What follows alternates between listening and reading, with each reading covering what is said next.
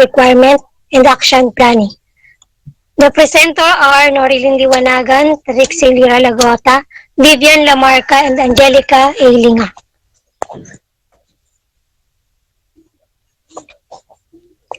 The role of human resource planning. Human resource planning determines the human resource required by the organization to achieve its strategic goals. According to Bula and Scott 1994, it is the process for ensuring that the human resource required of an organization are identified and plans are made for satisfying those requirements. The most important strategic resource is belief of the people. It is generally concerned with matching resource to business in the longer term, but it also addresses shorter requirements. It addresses human resource needs both in qualitative, how many people, and qualitative terms, what sort of people.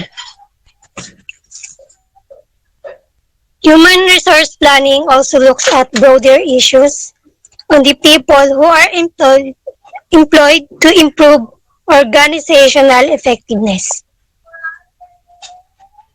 Next po.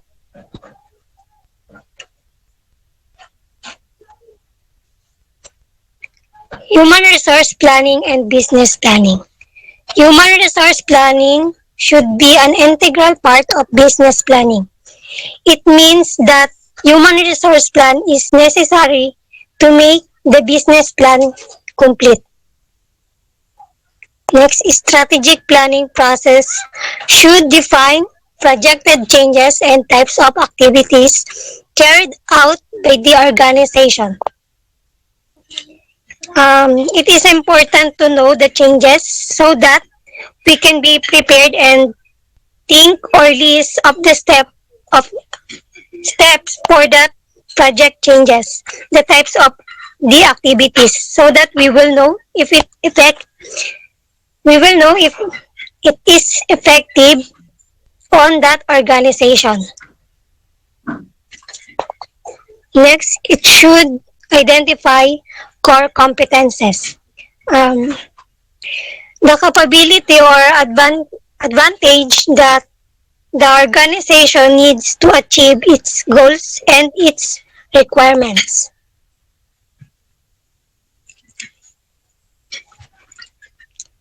Insofar as there are articulated strategic business plans, human resource planning interprets them in terms of people requirements.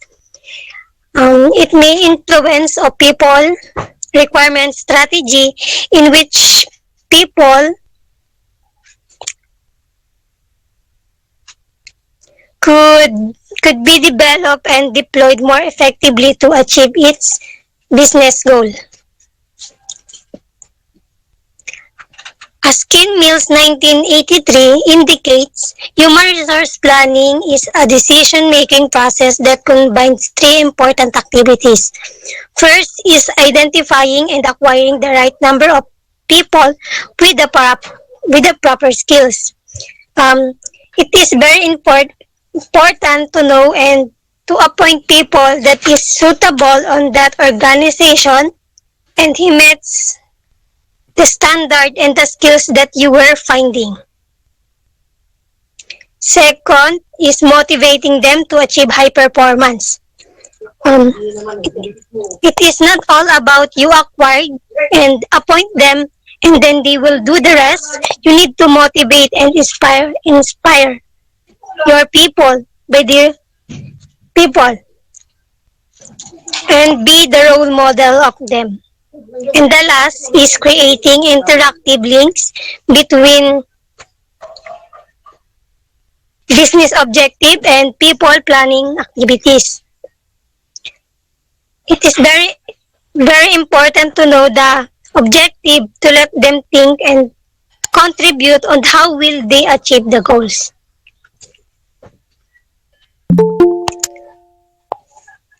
Next po.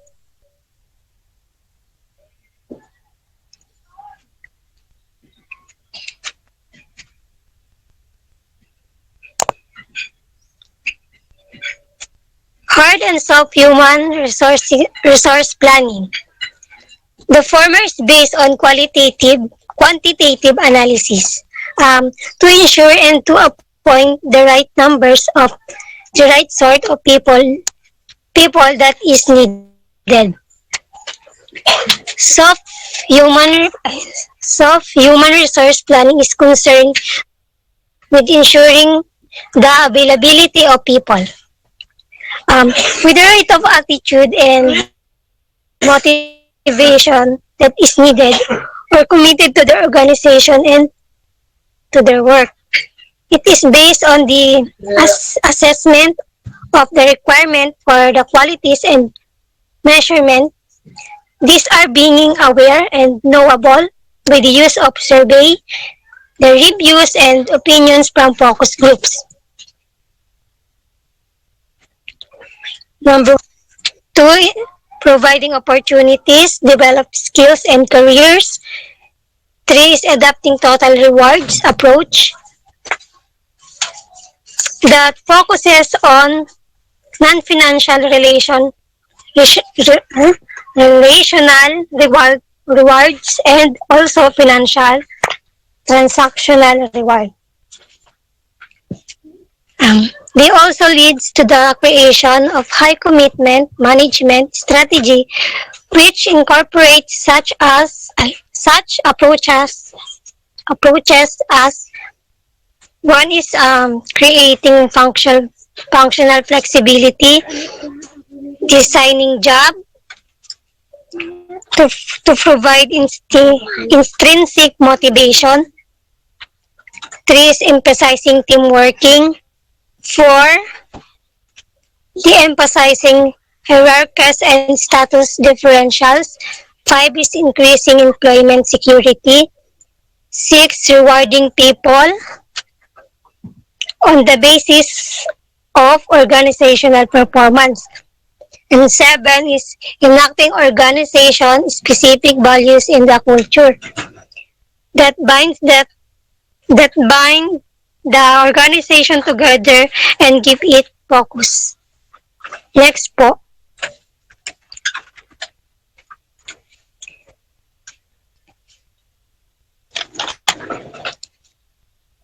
Human resource planning and manpower planning.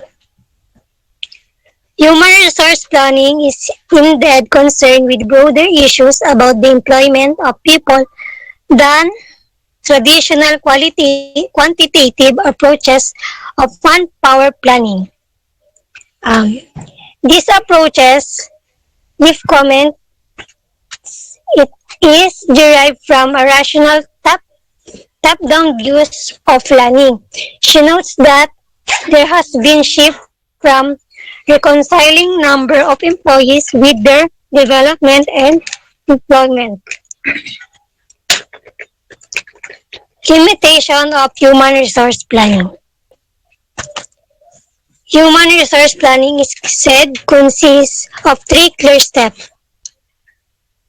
First is forecasting future people needs. To this step, you have to be observant and more wiser. Know what are the future people needs. You have to know this first so that you will know where are you going to start or what kind of step are you going to do.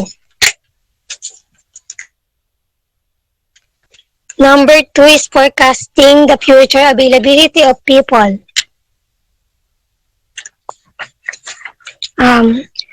So to this step, I think you all need is assurance. Example, you already identify the future needs.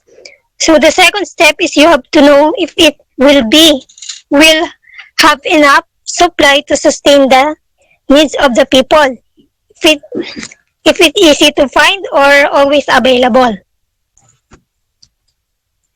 Number three is drawing up plans to match supply to demand. So last, you already know the future needs and the supply is enough to sustain that. So now you will make a plan, a process that you're going to do so that the supply will correspond to demand.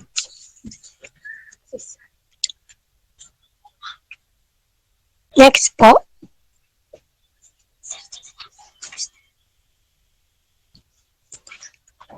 The incidence of the rationale of human resource planning. Although the notion of human resource planning is well established in the HRM vocabulary, it does not seem to be commonly practiced as KHR activity. As Root Wall 1995 suggests, apart from insulated example, there has been little research evidence of increased use or of its success. She explained the gap between theory and practice as arising from first is the impact of change and difficulty of predicting the future. The need for planning may be in inverse proportion to its feasibility. Second, the shifting kaleidoscope of policy priorities and strategies within organization. Shifting kaleidoscope, slight change and all patterns. Next, the stress display by many managers of theory planning or planning. They often prepare for pragmatic adoption to conceptualization. And the last is the lack of evidence that human resource planning works. Next po.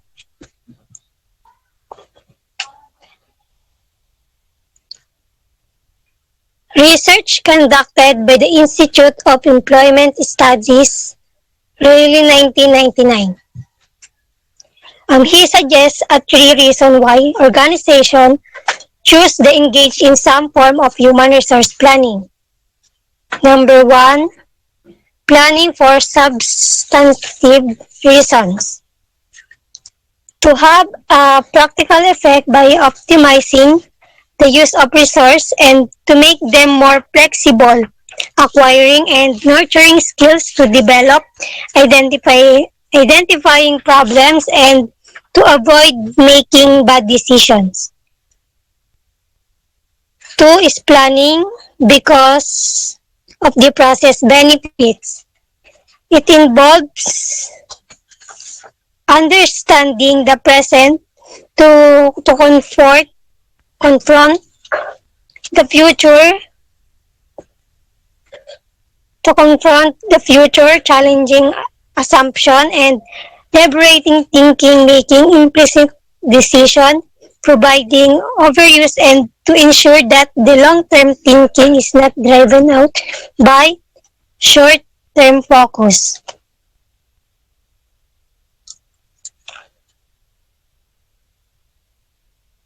And number 3 is organizational reason. It involves communicating plan and linking HR plans to business plans.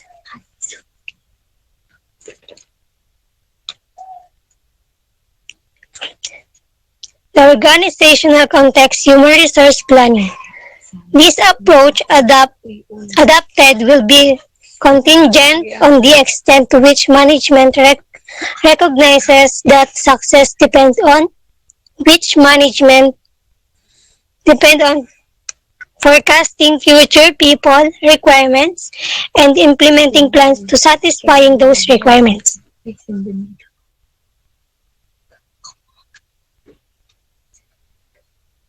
It will also be affected by the degree to which it is possible to make accurate forecasts.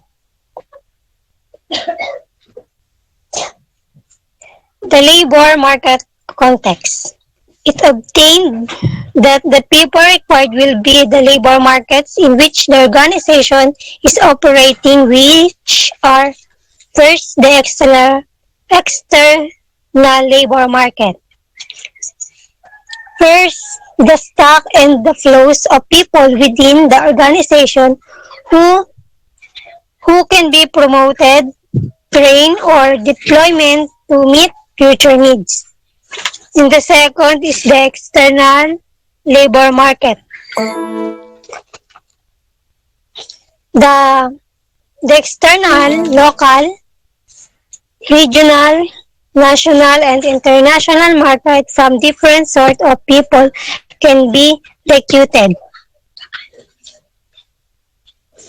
Next po.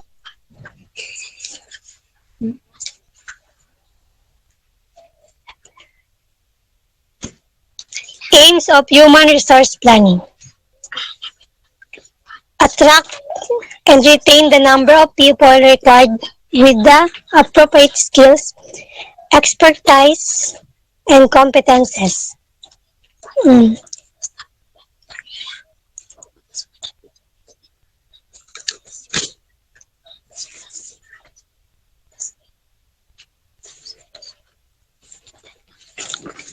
Um, on this uh, on this aim, there are four stages.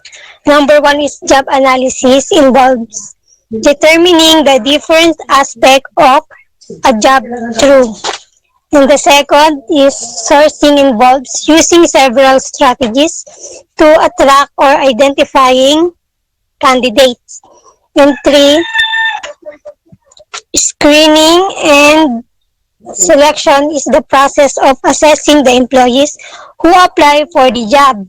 And four is after screening and selection, the best candidate is selected. Anticipate the problems of potential surpluses or deficits of people.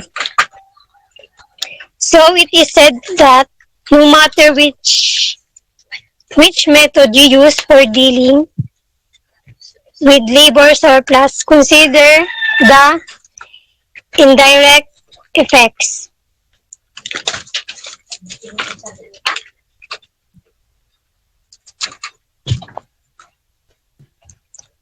Next, develop a well-trained and flexible workforce, thus contributing to the organizational ability to adapt to an uncertain and changing environment. To develop and increase their skills, and it gives them chance to fit other commitments and activities around works and make better use of their free time.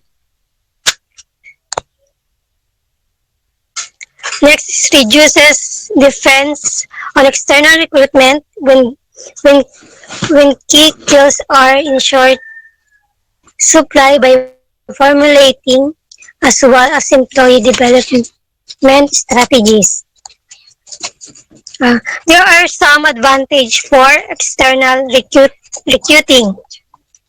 Yung una ay it can take longer and cost more than hiring.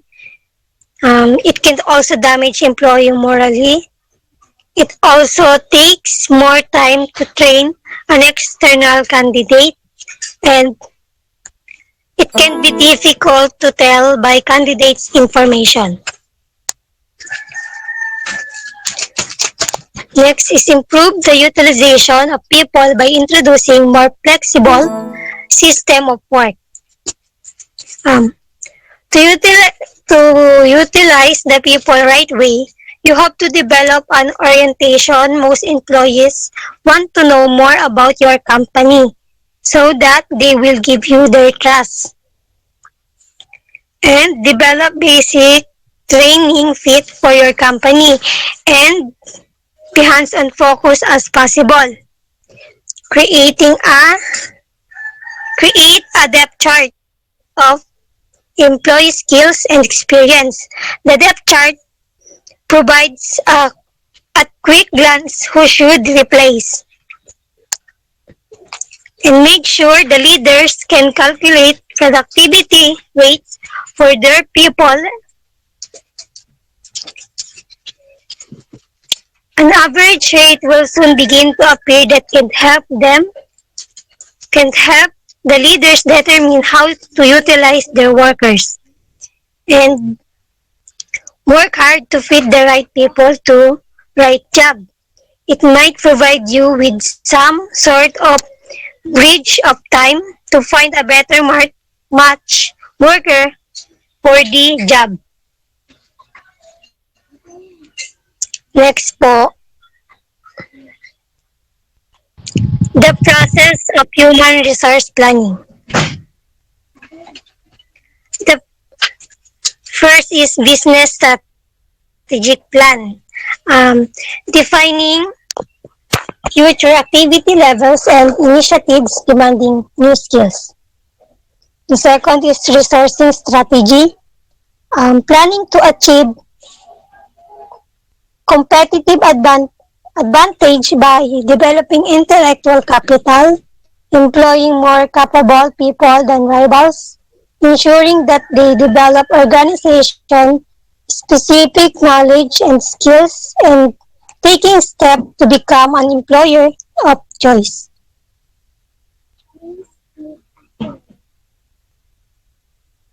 Wait lang. Okay. Nawala.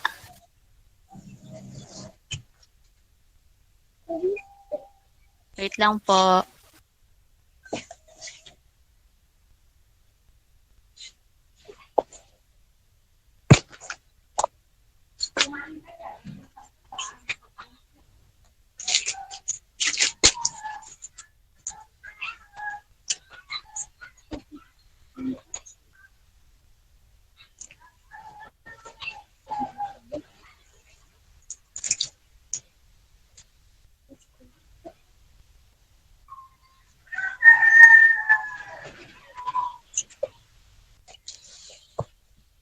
Assessing in broad terms where organization is going in its environment and the implication for human resource requirements. And next is demand supply forecasting.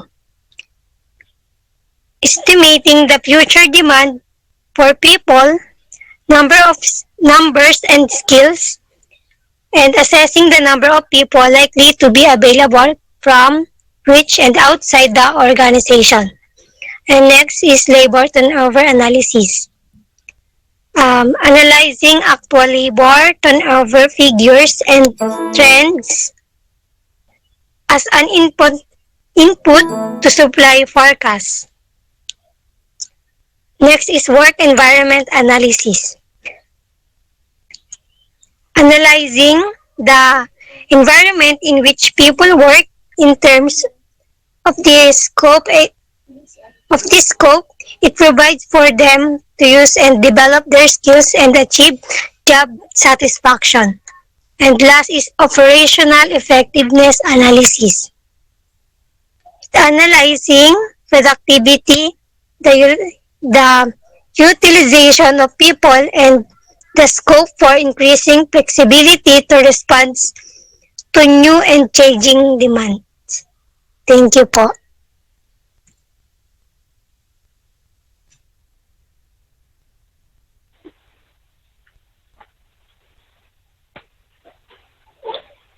Okay. Good afternoon, class. Can you hear me clearly?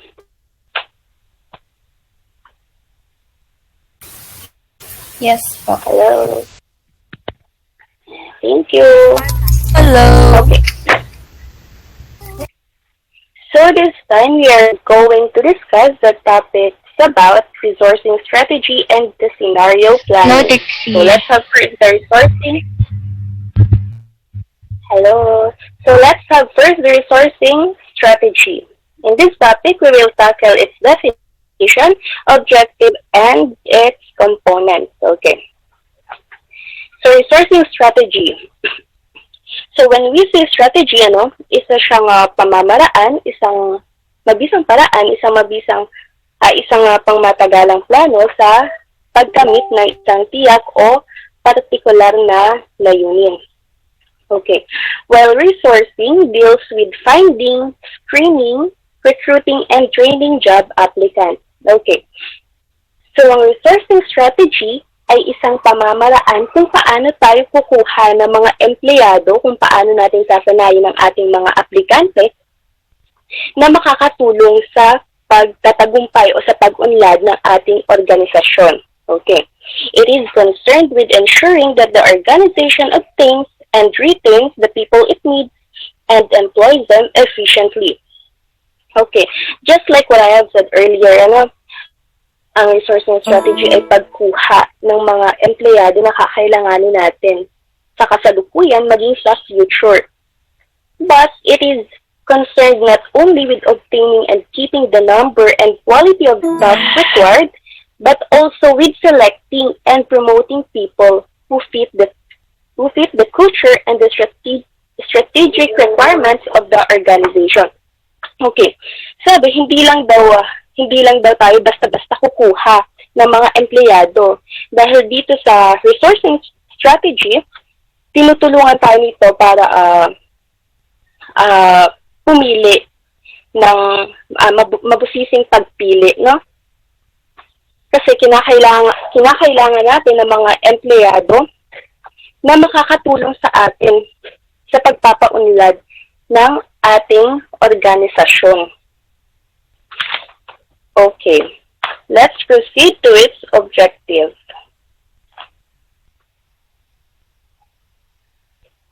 Okay, according to KIP 1989, to obtain the right basic material in the form of a workplace and code with the appropriate qualities, skills, knowledge, and potential for future training. Okay, dito naman sa objective, ang layunin ng resourcing strategy kung bakit binuo ito, ay upang mas magkaroon tayo ng advantage, no, sa ating mga competitors. I mean, competitive advantage. By what? By critically looking for the qualities, skills, knowledge, and potential of the needed employee. Binuo rin ang resourcing strategy upang masigurado na ang mga negosyo, hindi lang yung mga maliit, kundi hindi lang yung malaki, kundi yung maliit, ay may mga empleyado na magpo-provide sa mga pangangailangan ng mga customers, no? Dito makikita natin kung gaano ba kahalagang empleyado sa isang organization, sa isang negosyo, sa isang kumpanya. Dahil kung walang empleyado, ay hindi uunlad ang isang organization. Okay. So let's proceed to its components. So we have the three components of resourcing strategy. Let's have first the resourcing plan. Okay. From the term resourcing plans, hindi na tayo mahihirapan kasi, meaning, dito, ito yung part na kung saan pipili tayo ng mga empleyado. Ito na yung pagpili, ito na yung pagkuha, ito na yung pagsasanay ng mga empleyadong kailanganin natin, no? So, ito ang proseso ng pagbubuo at paghahanda ng mga plano kung paano magiging productive at efficient ang mga empleyado considering their capacity and availability, na kung paano tayo magkakaroon ng mga empleyadong kakailanganin ng ating organisasyon. The second one is the flexibility plan. Planning for increased flexibility in the use of human resources to enable the organization to make the best use of people and adapt swiftly to changing circumstances. Okay, from the word adapt swiftly to changing circumstances, okay, they are more likely open in adapting changes in an organization. In the contemporary world, lalo na sa panahon ngayon na may pandemic, no, a small business must be flexible. Pero bakit daw kailangan natin maging flexible? It is because an organization that is flexible will respond to changes by evolving. Rapid changes will occur in technology and also in the economy, which means that only organizations that are flexible are the one who can adapt to these changes and have the ability to succeed. Okay, sinasabi dito na ang mga flexible na organization, sila ang may kakayahan na magtagumpay dahil madali sila nakakasabay sa pagbabago, na mabilis nilang na-adapt yung mga pagbabago sa kanilang o sa kani-kanilang mga organisasyon. One of the characteristics of a flexible organization is that it is prepared for uncertainty, like natural disasters and uncertainty in economic and technological environment. Okay, sinasabi dito na ang isang katangian daw ng flexible organization ay dito, laging handa, no, laging handa sa mga bagay na hindi sigurado, walang kasiguraduhan, no, lagi silang prepared. May plan A, may plan B. Okay. A more flexible organization will grow more quickly than a rigid organization because it is always seeking processes and methods that work better than those it currently has. Okay. Lagi silang handa, lagi silang open sa pagkakaroon ng bagong skills, sa pagkakaroon ng bagong kaalaman kung paano pa nila mas mapapabuti kung ano yung meron sila ngayon. Okay, so let's proceed to the last component, which is retention plans. Okay, when we say retention, ibig sabihin pagpapanatili siya, no? Preparing plans for retaining the people the organization needs. Paano ba natin mapapanatili yung mga tauhan natin na hindi umalis sa atin, lalo na yung mga tauhan na masisipag, mga positive, may malaki ang tulong sa ating organization. Isa siyang proseso by which a company ensures that its employees don't quit their jobs. No? Retention of a positive and motivated employee is very important for the organization's success. It is an effective way of making sure that the pivotal workers remain employed while balancing and maintaining job performance and productivity. So, nakakatulong din ang retention plan sa company, sa organization, dahil mas na-less yung expenses. Kasi kapag papalit-palit tayo ng mga tauhan, mas napapalaki yung gastos. Ito nga tinatawag natin employee turnover. Okay. Let's proceed to the scenario planning. Okay, scenario planning. When we say scenario, ito yung mga posibleng mangyari. Ano ba yung mga possible na mangyari o maging problema na kaharapin ng isang organization? No? Pinipredict natin mga possible future events. Okay. Next. It is a formal strategic planning technique. It is making assumptions on what the future is going to be and how our business environment will change over time in the light of that future. Example, yung mga farmers natin, no, ginagamit nila yung kanilang yung scenario planning sa pag-predict ng kanilang mga harvest, whether it will be good or bad, na nakadepende sa panahon. No? It helps them forecast their sales and future investment. Okay. It is also considered as an informal approach to thinking about the future in broad terms based upon an analysis of likely changes in internal and external environment. Okay, we must be aware sa mga pagbabago. Sa mga pagbabago o sa mga posibleng maging pagbabago sa hinaharap technologically, politically, either in society and economy. And i-analyze natin paano ba tayo maapektuhan nito?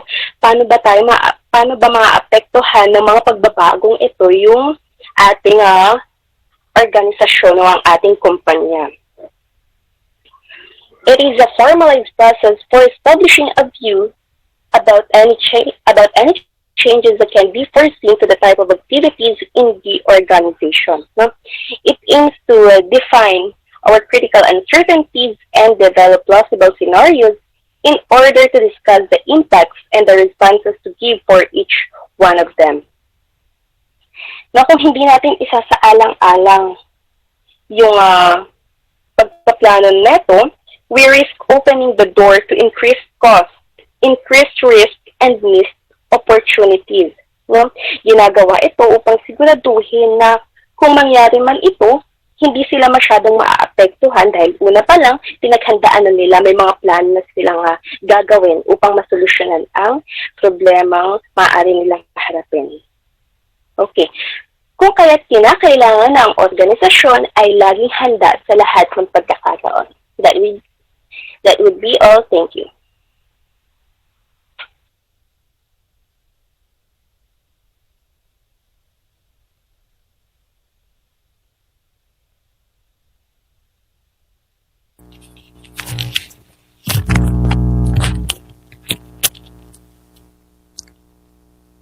Hello? Rinig po ako? Yes po. Yes po. Bien.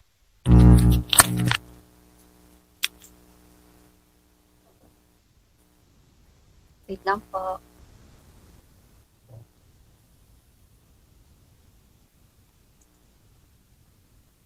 So, good afternoon. My topic for this afternoon is all about estimating future human resource requirements. First, we have demand forecasting. Demand forecasting is the process of estimating the future numbers of people required and the likely skills and competences that they will need. Meaning, the aim is for the right quality and the right number of people. Po, mostly dito din sa demand forecasting, it's first yung annual budget of the organization and also its long-term corporate plan, which are then it translate into activity levels for each function and each department of the organization, and even on decisions in downsizing. Next, details are required of any plans or projects that would result in demands for additional employees or different skills. So, for example, some examples for such plans and projects include first, setting up a new regional organization, o kaya naman when the organization decides on creating a new sales department, or when project or yung pag-develop ng new products or skills. But of course, what I have mentioned are not only limited to these. Dito din sa demand forecasting, we have demand forecasting techniques that can be used to produce quantitative estimates of future requirements, which I will be discussing in the next slides. So for the first demand forecasting technique, we have the managerial or expert judgment. This technique is the most typical method of forecasting and may be linked to some form of scenario planning. So to review lamang, kagaya nung sinabi in the previous presentation, scenario planning is yung pag-envision ng range of possibilities that the organization, of course, may confront or makaharap ng organization, which is particularly in terms of human resource. Ito daw, scenario planning is linked in managerial or expert judgment simply because itong scenario planning is mostly executed by the managers and specialists within the organization na well-versed or we'll say knowledgeable sa possible na mga workloads that has to be done and yung mga corresponding na quantity ng people that is needed for it. So, next, it is said that it simply requires managers or specialists to sit down, think about future workloads, kagaya ng sinabi ko kanina, and decide how many people are needed.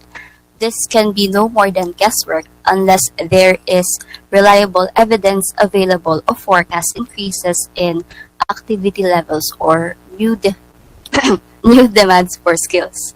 And that is simply the reason why the expertise of managers and specialists within the organization or the human resource planners are their expertise are essential in this technique.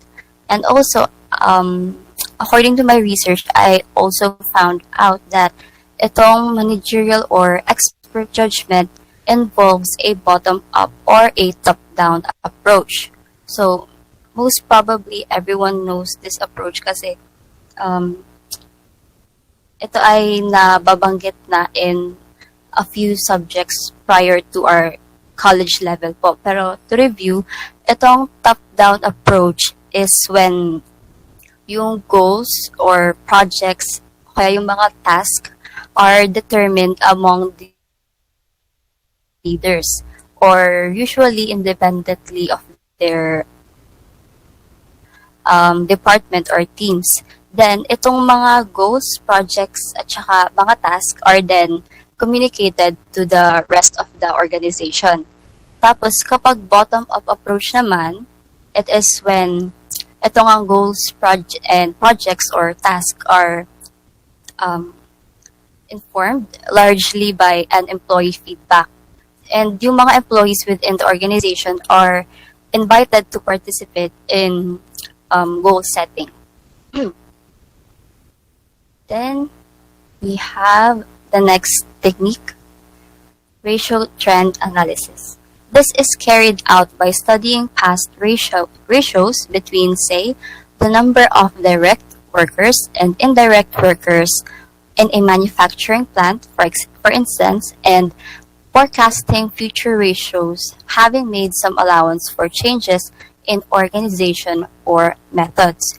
So, it is mentioned about the direct workers. So, to define, itong direct workers are those workers na directly involved in the production or manufacturing process. And ito namang indirect workers would be the workers who support the production process pero they don't act a part in the conversion of materials into finished goods, unlike dun sa mga direct workers. Then, dito sa ratio trend analysis, activity level forecasts are then used to determine direct labor requirements and and the forecast ratio of indirects to directs would be used to calculate the number of indirect workers needed. So, the demand for manpower or human resources is also estimated on the basis ng ratio ng production level and yung number of workers that is available. Then, itong ratio na ito will be used to estimate the demand of the human resource. For example, if within a manufacturing plant, they have this estimated production for the year 2022, which is 150,000 units. So, yung forecast ratio will be then used to find out how many workers will be needed on that year. For example, there is a ratio trend of 1:200, meaning they will use this ratio to find out the estimated number of workers, which then they will find out that the needed quantity will be 700 kasi nga they are making use of the forecast ratio. So to simplify, itong ratio trend analysis just shows that past forecast ratios are useful in forecasting or calculating the quantity or yung dami ng human resource that is needed in the future. Next, we have the work study technique. Work study techniques can be used when it is possible to apply work measurement to calculate how long operations should take and the number of people required. For work study technique, it is also important to consider the rates of absenteeism and labor turnover. For labor turnover, I will be discussing these and the next slides po. So, also, dito sa work study techniques, the technique for calculating the direct workers can also be combined with the previous technique, which is the ratio trend analysis, in order to calculate the number of indirect workers needed. And itong work study technique is also known to be a method useful for long-term forecasting compared dun sa other forecasting techniques that I have mentioned. Next, we have forecasting skill and competence requirements.